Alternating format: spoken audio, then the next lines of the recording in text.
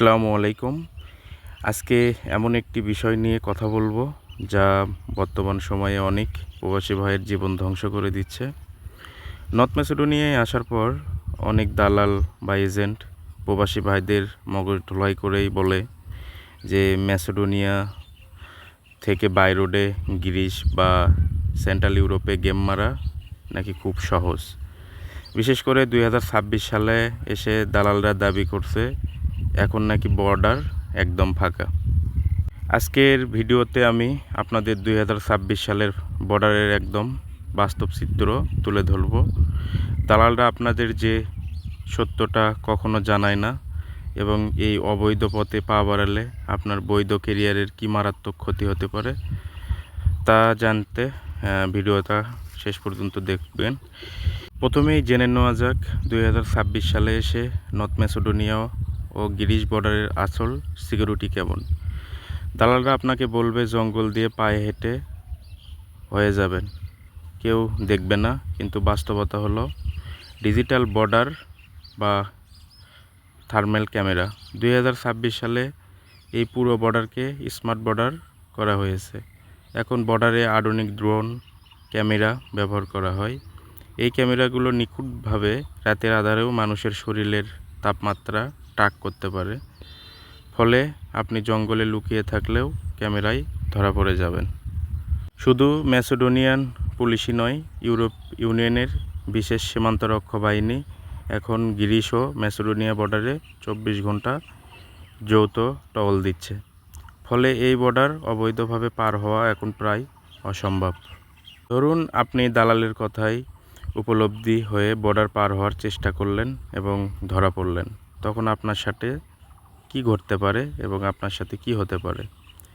আপনি অনেক কষ্ট ও টাকা খরচ করে নর্থ ম্যাসেডোনিয়ার যে বৈধ কাজের ভিসা বা টিআরসি পেয়েছেন, ধরা পড়ার সাথে সাথে সেটি সম্পূর্ণ বাতিল বা রিভেক্ট করে দেওয়া হবে এবং বর্ডার পুলিশ আপনাকে আটক করে সরাসরি ডিটেনশন সেন্টারে বা জেলে পাঠাবে। সেখানে কিছুদিন বন্দি থাকার পর আপনাকে সরাসরি নিজের দেশে ডিপার্ট বা বহিষ্কার করে দেওয়ার মতো আইন চালু আছে। আর আপনি এর কারণে সবচেয়ে যে বড় ক্ষতির মুখে পড়বেন সেটি হলো আপনার পাসপোর্ট স্থায়ীভাবে 5 থেকে 10 বছরের জন্য পুরো ইউরোপ বা সেনজেন দেশে প্রবেশের ওপর নিষেধাজ্ঞা দেওয়া হবে এবং বাতিল করে দেওয়া হবে। ভবিষ্যতে আপনি কখনোই বৈধ উপায়ে ইউরোপে ঢুকতে পারবেন না। আর আপনি আইনি ক্ষতির পাশাপাশি আর যেগুলো আপনি ক্ষতির সম্মুখীন হবেন, এই পথটিতে আপনি রয়েছে চরম শারীরিক ঝুঁকি। দুর্গম পাহাড়ি পথ ও তীব্র শীত ও গরমে হেঁটে পার হতে গিয়ে অনেকে দালালের মারধরের শিকার হয়। দালালরা মাঝপথে ফেলে রেখে টাকা নিয়ে পালিয়ে যায়, যখন জঙ্গলে না খেয়ে চিকিৎসার অভাবে জীবননাশের মতো ঘটনা ঘটতে পারে। একটা বৈধ ভিসা হাতে থাকার পরেও কেন আপনি নিজেকে এমনভাবে ঝুঁকির মধ্যে ফেলবেন? আমি সবার কাছে একটাই অনুরোধ, যারা আমার বাংলাদেশি ভাই ব্রাদার, যে আপনারা কোনো দালালের মিষ্টি কথায় বা 2026 সালের নতুন সুযোগের ফাঁদে পা দেবেন না। নর্থ ম্যাসেডোনিয়াতে আপনি বৈধভাবে আছেন, সেখানে শান্তিতে কাজ করুন। 1-2 বছর পার হওয়ার পর আপনার যখন প্রোফাইল ভালো হবে, আপনি পিআর পাবেন বা আপনি ম্যাসেডোনিয়ার বসেই বৈধ উপায়ে সেন্ট্রাল ইউরোপের ভিসার জন্য তখন আবেদন করতে পারবেন এবং অবৈধ গেম মেরে নিজের এবং নিজের পরিবারের আপনি অন্ধকারের দিকে ঠেলে দেবেন না। আরেকটা বিষয় আপনাদের খুলেই বলি, আপনি যখন গেম দিয়ে অন্য দেশে চলে যাবেন, আপনার কিন্তু তখন আপনার যে একটা কাগজের যে একটা নিশ্চয়তা, এটা কিন্তু কখনো আর থাকবে না।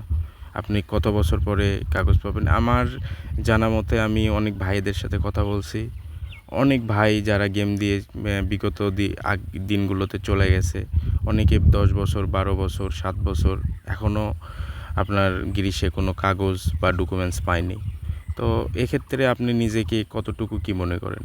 আপনার যে বিদেশ জীবনে শুধুমাত্র কি মানুষ টাকা, তার বাইরে কি মানুষের আর কোনো জীবন নাই? তো এখন ধরতে গেলে আপনার যদি বাড়িতে যদি আপনার বউ বাচ্চা ফ্যামিলি যদি থাকে, আপনি এই যে অন্ধকার জীবনে নিজেকে ঠেলে দেবেন, এর জন্য পরবর্তীতে দায়ী কে নেবে? তো আমার পরিশেষে আমার একটাই অনুরোধ, আপনারা যদি ম্যাসেডোনিয়ায় গিয়ে আপনারা সর্বোচ্চ 1 বছর 1.5 বছর থাকেন, এর মধ্যে ইনশাল্লাহ অনেক আপনার বৈধ উপায়ে আপনি যদি চেষ্টা করেন, বৈধ উপায়ে যাওয়ার মতো অনেক সিস্টেম ম্যাসেডোনিয়াতে আছে।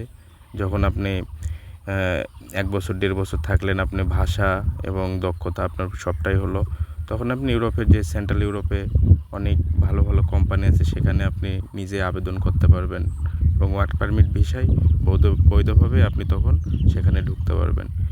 তো যদি আজকের কথা আমার এই পর্যন্তই।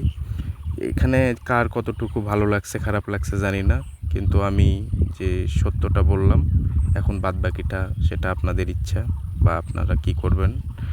তো সবাই ভালো থাকবেন, আর সবার জন্য শুভকামনা করি। আল্লাহ সবার মনের আশা পূরণ করুক। আসসালামু আলাইকুম, আল্লাহ হাফেজ।